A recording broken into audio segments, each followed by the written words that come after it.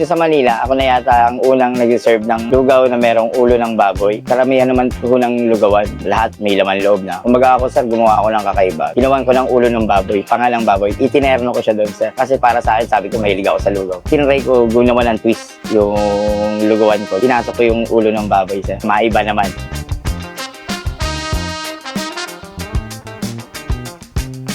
Sasahan nyo po na good service po yung mabibigay namin sa inyo. Quality yung pagkain, malinis po. Tsaka hindi ko siya tinipid sa lasa. Talagang yun din po yung mga sinasabi ng kumakain sa akin na parang kakaiba daw po yung lasa ng lugaw. Parang kahit hindi mo na siya timplahan, talagang lugaw lang okay na. Ayaw na nga po nila palagyan ng kung ano-ano. Asahan nyo na din po yung mga laman loob namin is sobrang lambot po niya. Tsaka yung panga, talagang presko po namin iluluto sa inyo. Araw-araw bago. Yun yung babalik-balikan nyo rito.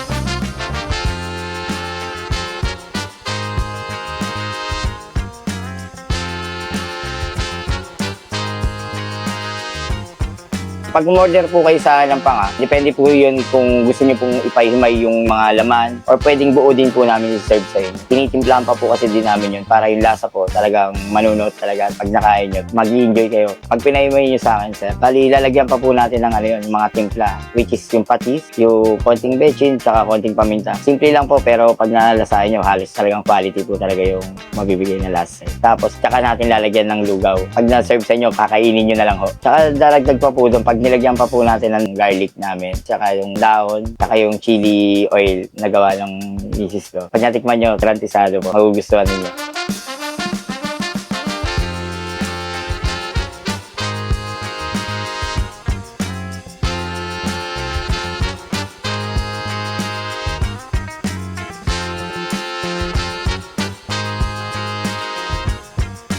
Yung panga talaga siya is 180. Anli lugaw na siya sir pag kumain kayo dito sa dine-in. Then yung isa naman po, yung which is panga with mata, 170. Ganun din po siya, anli lugaw na din po siya. Then sumunod ko dun sir, may overload po ako. Overload yung isaw, tuwalya, puso, and then itlog. Bali 100 pesos lang siya. Then meron din akong double. Dalawang laman loob po yung mamili kayo, which is kung puso, isaw, tuwalya, 70 pesos lang po yun. Yung mga pangmasa natin is 40 pesos with laman lang po. Mamili kayo, isaw, tuwalya, puso. And then yung pinakahuli is 20 pesos lang. Yung 20 pesos natin is plain lugaw.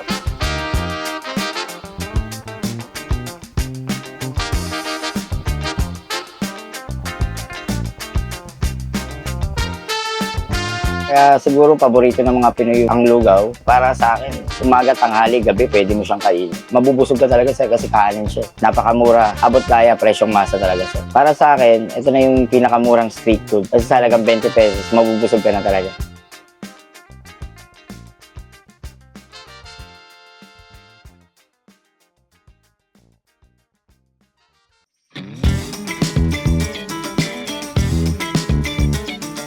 Ako nga pala si Tano, may-ari ng lugawan ni Tano. Dito po kami matatagpuan sa Julio Nakpil, Paco, Manila. Magti 3 months pa lang po itong lugawan ko. Mahilig lang po talaga kasi ako sa lugaw. Alam ko kasi dito sa lugar namin, wala na akong nagtitinda ng mga lugaw dito. Bali, dumadayo pa po ako. So parang napag-isip-isip ko na magtayo na din po ako ng business dito. Then, hindi ko akalain sir na tatangkilikin ng mga tao dito sa amin yung lugaw ko. Masaya na din kasi ako sa ginagawa ko. Dati po akong grab driver lang. Namamasada po ako dati. Tapos yung time na nagmahal ng gasolina noon, parang natakot kasi ako noon. So, nag-isip ako ng another income na pwede kong pasukin na which is na gusto ko din. So, yun nga, naisip ko, nagkama ko. Lugaw talaga yung gusto ko. Then, yung nagtinda ako, sir, nag-enjoy na din ako kasi sir, nakikita ko yung mga tao. Lalo na po, usually matatanda. Sila yung almost na customer ko lagi. Parang masaya ako na nasiservan ko sila ng produkto natin. Kaya, tinuloy-tuloy ko na huli yung pagtitinda ko.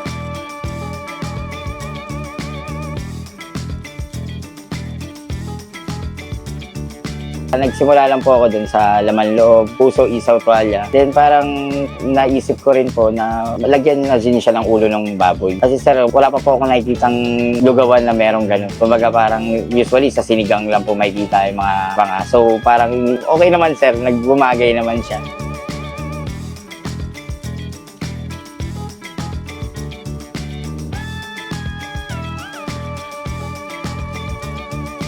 Kasi itong negosyong ginawa ko, sir, hindi lang basta sa kumita kayo. Yung masiservan mo yung mga tao, hindi na sila lalayo. Parang ako, di ba sabi ko nga, lumalayo pa po ako para bumili lang sa ibang lugar. Dito, sir, inilapit ko po yung tindahan ko sa kanila.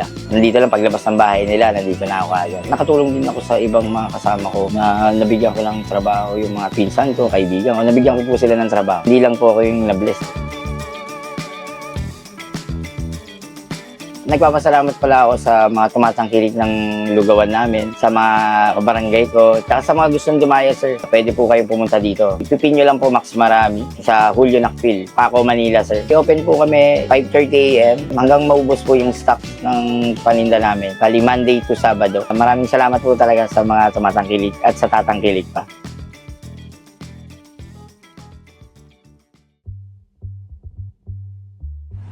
Boss, ano po yung tinitinda nyo dito, boss? Boss, lugaw po, lugaw. Lugaw po. Lugaw na may ulo ng baboy, sir. Lugaw na may ulo ng baboy. Oo, sir. Magkano naman po yun, boss? Boss, merong yan, 180 yung panga, tapos yung may mata niya, 170 lang, boss. Pag umorder po kayo nun, alilugaw na po yun. Sir. Alilugaw na, ano? Sige, Yes, boss, sir. yung pa-order po ako ng isa po yung mata. Okay, boss. Sige. Ito yung ulo ng baboy, sir, no? Yes, sir. Ito po yun, sir. Ito siya kalaki. Balik kakalasin nyo siya, Oo, boss. sir. Sige po. Tatanggalin natin, sir. Malambot talaga siya. Oo, sir. Nakuluan natin ng ano to eh. Matagal-tagal. Pero pag umorder, sir, pwedeng buo lang. Pwede, sir. Depende po sa order kung gusto niyo pong ipahimay. Ayan, sir. Himay natin. Kasi ito, sir, pagka diretso kain ka na lang.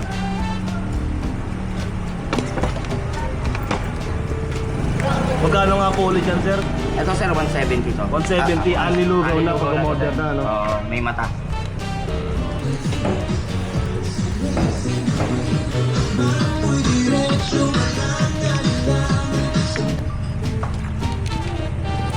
O, konti-konti lang ng patis. Patis. Oo, sir. Gusto ko yung pala. So, tinitimplahan talaga, sir, no? Oo, sir. Pagka Simple-simple kinalas. lang yan. Oo. Tapos haluin na natin, sir. Para yung lasa kumapit sa lahat.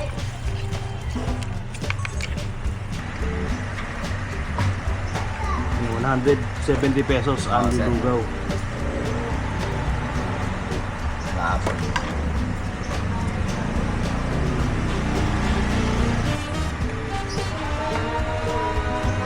Yun. Ayan, sir. Ay, ano ba? Sige pala. Pareho ako ng egg. Ay, lumayan.